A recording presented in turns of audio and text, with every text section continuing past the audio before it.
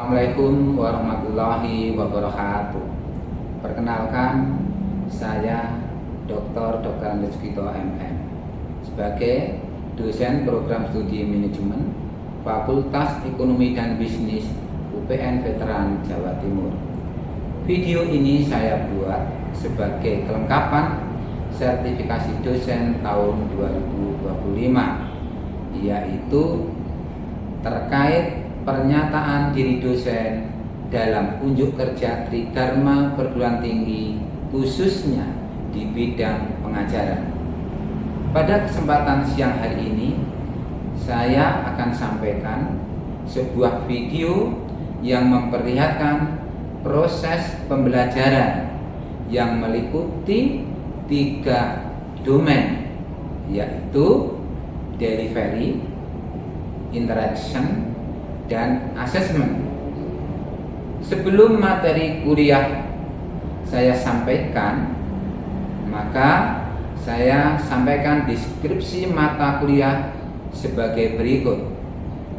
Mata kuliah MSDM memberikan pengetahuan, sikap, keterampilan tentang proses, mekanisme, prosedur, dan strategi manajemen sumber daya manusia yang membahas fungsi-fungsi manajemen sumber daya manusia. Setelah mempelajari materi analisis jabatan, diharapkan mahasiswa memiliki kemampuan, yaitu capaian pembelajaran. Yang kedua berbunyi, lulusan mampu mengimplikasikan teori manajemen secara efektif. Capaian lulusan yang kedua, capaian pembelajaran lulusan yang ketiga berbunyi, lulusan mampu berkomunikasi secara efektif. CPL kelima bunyinya, lulusan mampu bekerja dengan baik untuk pengembangan diri. Dan capaian pembelajaran lulusan yang terakhir, yaitu capaian pembelajaran lulusan ke-6, lulusan mampu memecahkan masalah bisnis secara tepat. Selain CPL tersebut, saya juga menyampaikan capaian pembelajaran mata kuliah atau CPMK yang meliputi CPMK 1, mahasiswa mampu menjelaskan ruang lingkup, lingkungan, dan peran MSDM. CPMK 2, mahasiswa mampu menjelaskan dan menerapkan, menganalisis dan menghasilkan job analysis, rekrutmen, placement, dan talent management. CPMK 3, mahasiswa mampu menganalisis training and development, perform management and appraisal, managing career and retention di bidang MSDM. CPMK 4, mahasiswa mampu menganalisis dan mengevaluasi kompensasi pada manajemen sumber daya manusia. CPMK 5, CPMK terakhir berbunyi, mahasiswa mampu menganalisis dan mengevaluasi pengayaan program MSDM lainnya, misalnya serikat pekerja, keselamatan kesehatan kerja, manajemen risiko, serta audit SDM. Kegiatan pembelajaran pada hari ini dilaksanakan secara luring dengan menggunakan pendekatan diskusi, tanya jawab, pemecahan masalah, inquiry, maupun ceramah. Di akhir sesi perkuliahan, saya akan melakukan asesmen untuk mengukur, untuk mengetahui capaian hasil belajar mahasiswa. Asesmen ini meliputi kehadiran, produktivitas, tugas, hasil proyek, evaluasi tengah semester atau evaluasi akhir semester, masing-masing dengan bobot kehadiran 5%, produktivitas 15%, tugas 25%, hasil proyek atau team based project 20%, dan evaluasi akhir semester atau evaluasi tengah semester sebesar 35%. Baiklah, mari selanjutnya kita melanjutkan kegiatan pembelajaran secara luring dengan tema analisis jabatan. Selamat siang, Assalamualaikum warahmatullahi wabarakatuh. Waalaikumsalam warahmatullahi wabarakatuh. Bagaimana kabar? Baik. Halo? Hai? Halo. Halo, halo? Hai. Sekarang udah waktunya siang nih, waktu-waktu yang kritis untuk pembelajaran kegiatan belajar mengajar. Sebelum kita mulai ke materi, mari kita berikan yel-yel untuk memberikan semangat agar kita walaupun di siang hari sudah waktu-waktunya sudah 70% sisa tenaga kita tetap memiliki semangat untuk belajar meraih asa ke depan. Oke. SDM kuat, Prestasi tinggi. analisis jabatan, Pasti bisa. luar biasa. Tepuk tangan. Baik, pada pertemuan hari ini pokok bahasan kita adalah analisis jabatan. Namun sebelum ke pokok bahasan pada pertemuan siang hari ini, saya akan merefresh materi pembelajaran di minggu kemarin, yaitu tentang apa minggu kemarin materinya? Konsep MSDM, konsep dasar MSDM. Apa itu MSDM? Ya, untuk merefreshing materi minggu kemarin, siapa yang bisa berikan pendapatnya? Apa itu MSDM? Ya, silakan. Sebelum kita ke materi ya. Konsep MSDM itu POAC Pak. Yang pertama ada planning, Ya. yaitu merencanakan. Oke, planning, merencanakan. Ya, terus organizing, pengorganisasian. Ya. Kalau equating, Heeh. pelaksanaan. Aktivitas pelaksanaan, Lalu controlling, pengendalian. pengendalian. Pertama perencanaan, kemudian pengorganisasian, kemudian pelaksanaan dan pengawasan, controlling. Apa itu perencanaan? Apa yang dilakukan dalam saat perencanaan? Itu melihat visinya, sasarannya, tujuannya, apa yang ingin dicapai. Itu harus diberikan di awal, sehingga desainnya kegiatan-kegiatan yang akan dicapai. Tujuannya misalnya kegiatan pembelajaran pada siang hari ini, analisis jabatan atau job analisis juga memiliki tujuan pembelajaran apa nanti tujuannya. Itu tadi MSDM. Minggu kemarin ada yang ditanyakan terkait minggu kemarin? Cukup? Cukup. Kalau cukup kita lanjutkan materi pada siang hari ini. Pada siang hari ini kita mengambil tema, bukan mengambil tema kita. Pokok bahasan kita adalah analisis jabatan atau job analisis. Apa tujuan dari pembelajaran materi analisis jabatan ini? Analisis pekerjaan, yaitu yang pertama kita memahami tentang adanya komponen-komponen di dalam organisasi, yaitu komponen apa? Pekerjaan, tugas yang harus dilakukan dalam organisasi. Yang kedua, mengidentifikasi komponennya apa saja, misalnya apa? Tugasnya, kemudian jabatannya, tanggung jawabnya, apalagi wewenang, apalagi hubungan, koordinasi, syarat jabatan.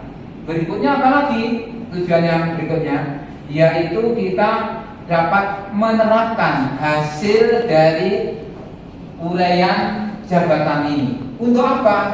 Rekrutmen misalnya, apalagi pengembangan dan pelatihan, apalagi untuk kompensasi, penilaian kinerja, memberikan reward, rotasi, promosi, mutasi. Juga digunakan untuk apa? Mapping, pemetaan. Ini tujuan. Oke, baik, kita lanjutkan analisis jabatan. Apa itu analisis jabatan? Apa kira? Apa yang kalian tahu tentang analisis jabatan itu sendiri? Apa? Yaitu suatu kegiatan pengumpulan data, informasi yang menyangkut sesuatu jabatan atau pekerjaan untuk menetapkan uraian jabatan, pekerjaan, dan persyaratan. Ini ada poinnya. Apa? Pengumpulan data dan informasi. Misal, apa jabatan yang kalian ketahui di dalam suatu organisasi?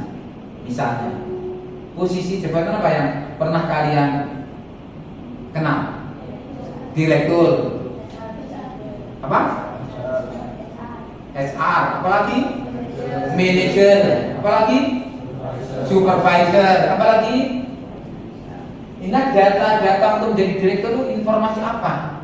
Syaratnya apa untuk bisa menduduki jabatan direktur? Kalian mimpi nggak ingin menjadi direktur? Pengen. Ingin nggak ingin menjadi manajer? Oleh sebab itu kalian harus tahu apa itu pekerjaannya direktur, apa itu pekerjaan manajer, apa syaratnya untuk menjadi direktur, apa syaratnya untuk menjadi supervisor, atau pengelola keuangan, atau bendahara. Itu juga bagian dari jabatan itu sendiri. Informasi-informasi ini nanti akan dijadikan sebagai bahan untuk menentukan apakah seseorang itu layak memenuhi syarat jabatan yang akan diemban di sini. Oke, baik.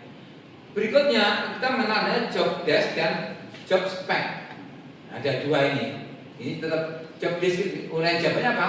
Uraian yang menggambarkan bagaimana suatu jabatan pekerjaan itu dilaksanakan. Jabatan dengan pekerjaan itu berbeda atau sama? Kalau jabatan itu lebih mengarah ke posisi tepat, kedudukan yang ada di dalam organisasi. Sedangkan pekerjaan, ya pekerjaan dari orang ini jabatan. Misalkan tadi dikatakan direktur, pekerjaannya apa? Memimpin, mengawasi, mengarahkan, mengambil keputusan. Misalnya ini jabatan, pekerjaan tadi direktur.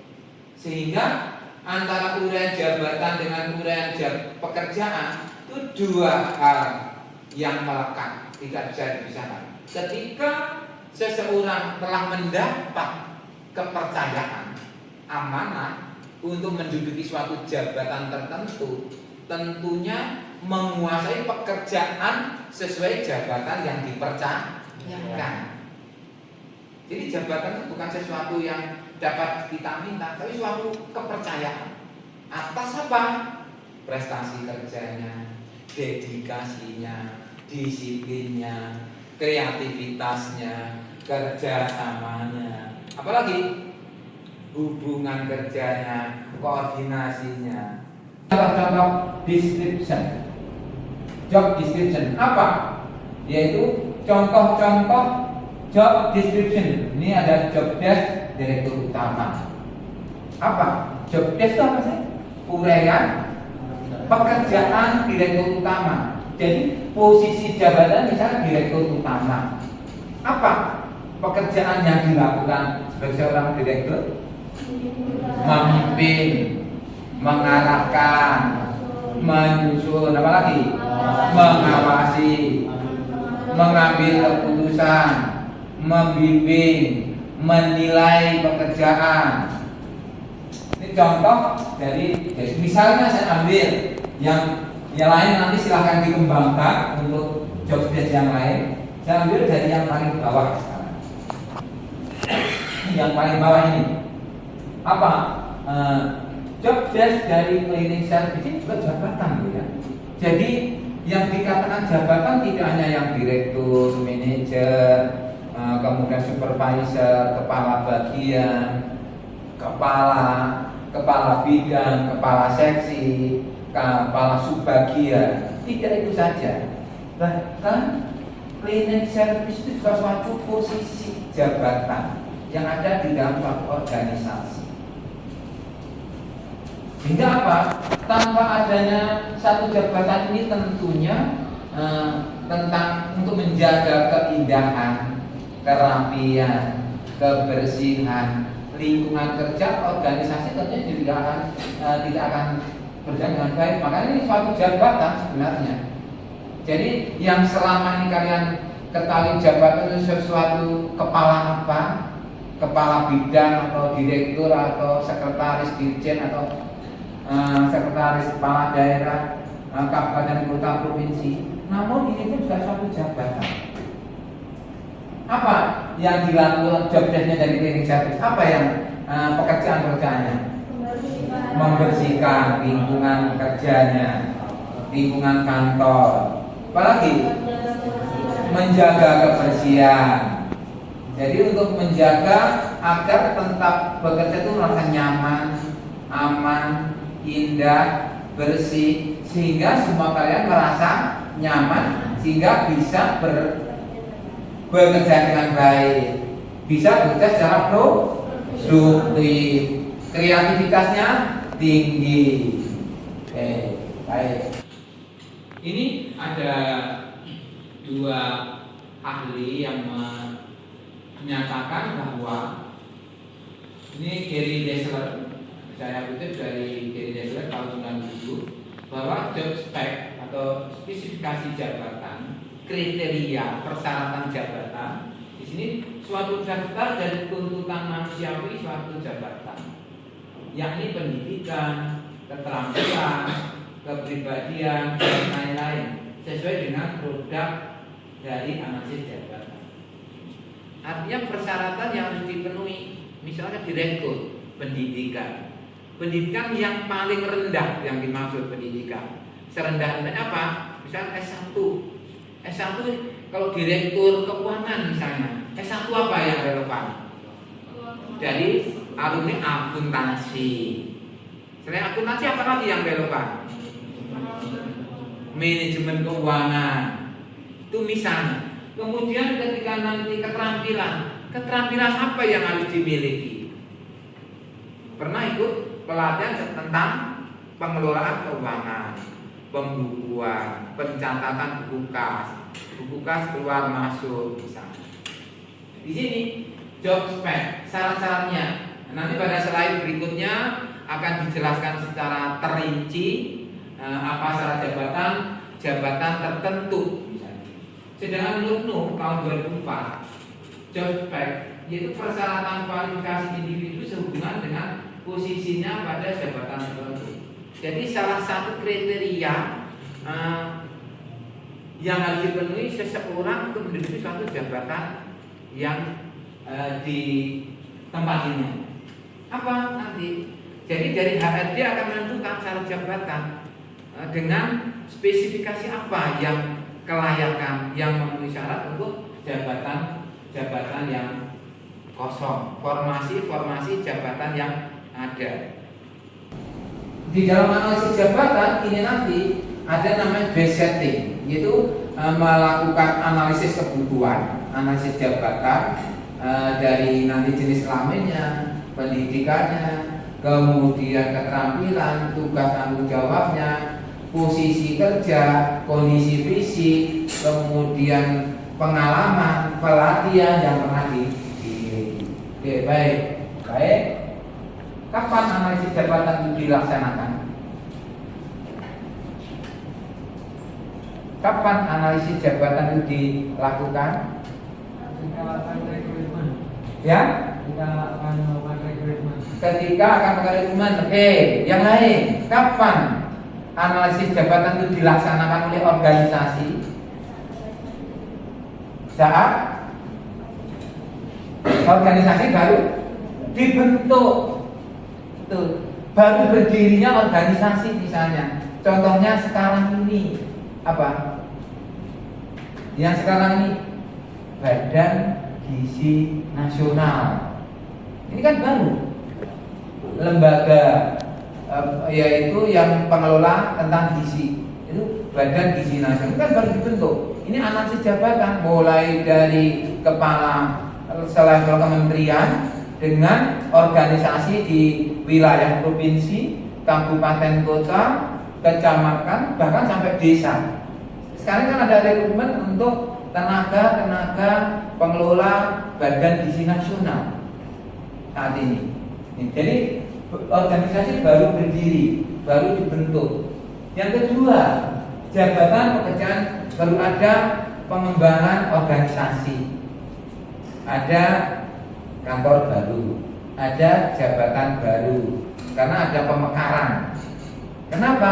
Karena pangsa pasarnya lebih luas, sehingga memerlukan jabatan nasional, zona per wilayah misalnya. Itu juga perlu. Kemudian apa? Jabatan berubah secara signifikan sebagai akibat dari teknologi baru, metode baru, prosedur dan sistem baru. Misalnya, sekarang dengan adanya era digital, hampir sebagian pekerjaan digunakan dengan menggunakan platform apa? Teknologi, alat-alat teknologi, aplikasi teknologi. Sehingga apa? Perlu adanya jabatan-jabatan yang baru. Oke. Nanti yang berikutnya bisa dilanjutkan karena waktu. Kalian nanti bisa mengembangkan materi-materi yang ada untuk dipelajari dan dikembangkan. Saya yakin kalau hanya dari slide ini sangat terbatas, maka diharapkan kalian mampu bisa mengembangkan materi untuk memahami pendalaman materi tersebut. Sebelum kita akhiri ke ini, coba pertemuan pada siang hari ini. Ini ada contoh jabatan. Misalnya ini contoh jabatan. Jadi apa? Ini analisis, perencanaan, evaluasi dan pelaporan. Ini top manajemen atau pimpinan puncak. Ini pimpinan menengah. Ini pimpinan menengah. Kemudian ini pimpinan yang paling bawah yang ke ada 4 ini yang menengah. Yang kita analisis perencanaan, evaluasi dan pelaporan. Ini nanti akan saya bagikan pada kalian materinya untuk dipelajari dan dikembangkan. Oke, baik. Sebelumnya akan saya berikan tugas untuk materi ini. Untuk apa? Pendalaman pemahaman kalian terhadap apa tadi topiknya? Analisis jabatan. Yaitu yang pertama, ini berkaitan dengan yes-nya. Jelaskan tugas utama dan tanggung jawab seorang staf administrasi dalam sebuah perusahaan. Jabatannya staf administrasi. Yang kedua, ini job spec-nya. Sebutkan kualifikasi yang dibutuhkan untuk menjadi seorang teknisi IT di perusahaan teknologi. Dua soal ini bagian untuk pengembangan materi. Nanti yang lainnya silahkan mencari sumber-sumber belajar yang lain untuk mengembangkan pendalaman materi terkait analisis jabatan. Baik, ada yang ditanyakan sebelum kita akhiri? Cukup. Baik, terima kasih. Semoga bermanfaat ilmu yang kita pelajari pada siang hari ini, dan kalian nanti juga mampu mengembangkan nanti menjadi seorang sarjana yang memiliki kompetensi di bidang sumber daya manusia. Ini berkaitan dengan sumber daya manusia, sehingga kalian nanti mampu menjalankan tugas dengan sebaik-baiknya. Oke, terima kasih. Saya akhiri. Selamat siang. Assalamualaikum warahmatullahi wabarakatuh. Waalaikumsalam.